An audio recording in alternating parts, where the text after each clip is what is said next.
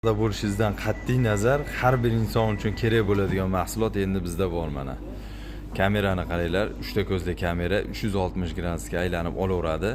Buni eng zo'r tomonlaridan bittasi, sim karta solib qo'ysangiz, dunyoni istalgan hududida turib telefoningizdan bemalol ko'rib tursiz bo'laveradi. Boshqarsangiz, gaplashsangiz ham bo'laveradi, ovoz ham chiqaraveradi.